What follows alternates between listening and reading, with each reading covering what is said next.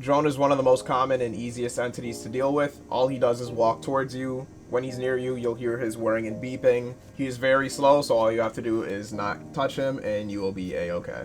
The second common entity you can find is the Warden.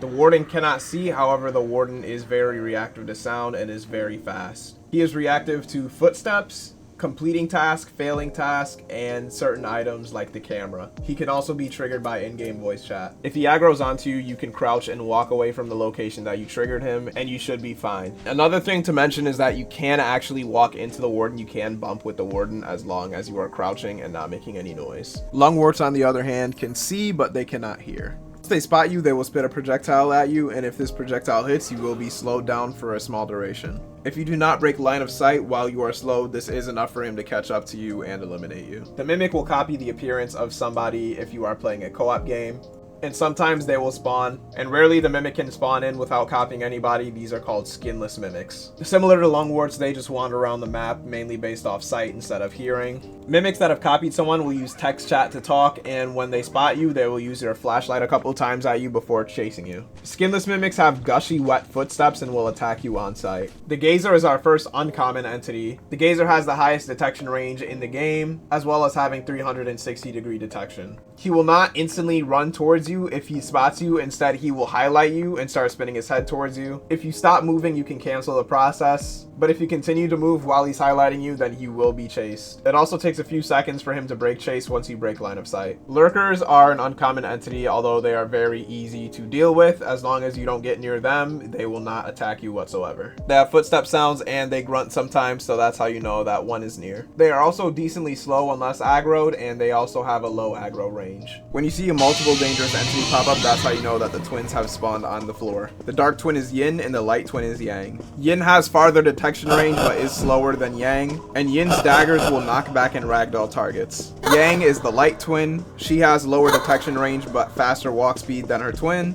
and her daggers will inflict you with slowness. Every more or less 35 seconds, they will swap places with each other. The final uncommon entity is the Shrieker. It cannot kill you, however, if it makes contact with you, it will scream, alerting any sound-based entities, and you will be unable to move for 6 seconds. Our first rare entity is the Teratoma. The Teratoma will place down traps that if you walk into it, it will briefly walk towards and then ignore. So if Teratoma isn't right next to the trap that you just triggered, he's really not going to go after you. However, it will inflict you with a status effect that makes you unable to use consumables temporarily. The next rare entity is Salesman. Despite the different look and different sound effects, it acts the exact same way as Drone does. Apollyon will consume items to make himself stronger and faster. Additionally, he can also spit Black Locust at you to make you lose 4 stamina per second. However, the Locust is easily dodgeable, and he is also slowed down while spitting the Locust at you. The final rare entity is Projected, and it is another multi-entity threat. The Husk is a skinless human that will chase you if you have your flashlight on, so as long as you leave your flashlight off around him, you will be fine.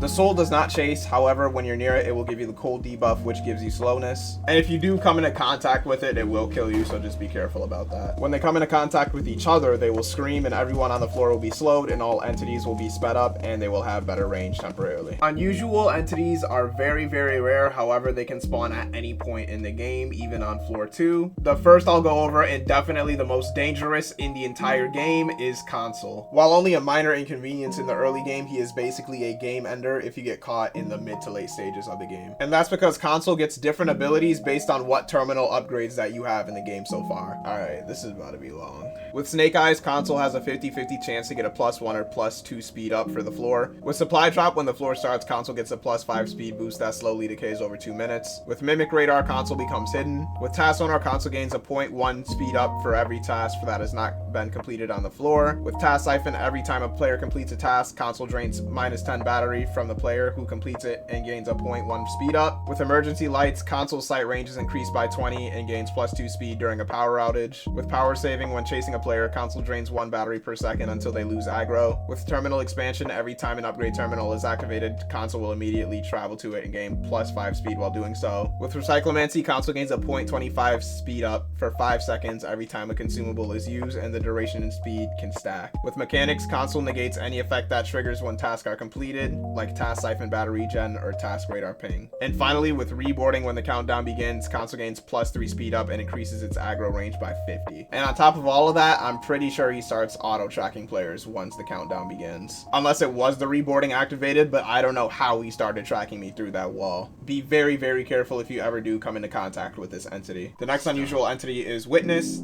These guys kind of just wander around. They have a relatively low speed and low aggro range. However, there is a 1 out of 25 chance that they will duplicate, and this can happen every 25 seconds. And the clones can also duplicate themselves. And as you heard earlier, they also do have voice lines. Smile is the rarest entity that you can find in the game. It works very similar to Witness, except it will duplicate on kill. And also like Witness, it does have voice lines. Also like Witness, it has slow walk speed and moderate vision.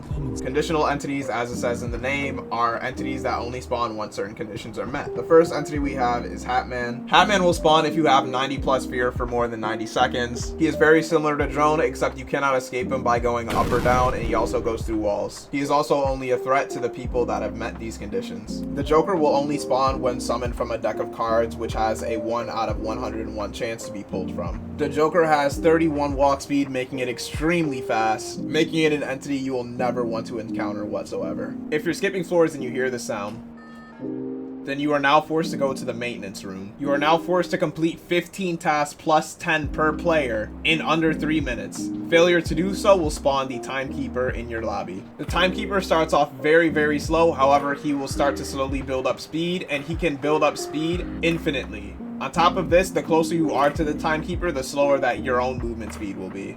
The dealer can spawn as an entity in future floors if you go to his floor and buy nothing and leave. His bullets ragdoll for a while, so make sure to be careful. Or I mean, just buy something from his shop first. He also does have voice lines when on the floors. Anytime you hit floor 20, you are forced to fight the Sin of Envy. To complete this stage, you must collect the 13 clipboards around the map, which are left on top of the dead bodies around. You have to spam interact to get out of your flowers if you ever get caught in one of them. If you ever get caught by Envy herself, she is decently fast, but getting hit by her spear is basically a death sentence. However, it is very easy to avoid interacting with Envy just by hiding behind walls. To summon Sloth in solo, you have to go 180 plus floors times 8.5 seconds without completing a task. And to summon him in co-op, someone has to go 5 plus alive players divided by 1.5 floors without doing a task. Sloth will not spawn and the countdown will not commence until the first task is done. And this gives you time to go around and collect items on the floor, as well as see what tasks are where and what order it is best to do task in. Sloth's gimmick is that every time the power goes out, he gets faster, up to a maximum speed of 55, and he can see you through any object except for walls, basically guaranteeing death later in the floor if you get caught by him. So make sure everyone in your team is doing their task, and if you're solo, make sure you're doing your task efficiently. Boss floors can happen either at random or you can manually choose them during terminal upgrades. Firstly, we have Echovore, which basically acts like Warden. On this specific floor, there are bigger generators that you can do, and upon completion, it will briefly distract the Echovore. The Echovore will run to this location and then destroy the generator. He can also spawn smaller versions of himself, and these will act like Shriekers if they are triggered. Except they do not stun, they will just scream, alerting the Echovore to your location. Basically, what I'm saying is that an entire boss floor is easier than a Warden Shrieker combo. Finally, we have the Mannequin boss. Any mannequin wearing white underwear is completely harmless. However, any mannequin wearing red underwear is actually alive and will chase you if you are not looking at them. So if you're doing a task that'll force your camera position to look at the task, make sure that there are no red mannequins around you. And if you're doing a generator, then you can just point your camera in the direction that the red mannequins are at. Every now and then the lights will flicker on this floor and then shut off. When the lights shut off, the red mannequins will swap places and they will go into random positions on the map. And with that, that is all the entities in the game as of the Requiem update. Hopefully you guys know how to deal with all the entities. This has been Trey Monster. Make sure to like and subscribe. Talk to you guys later.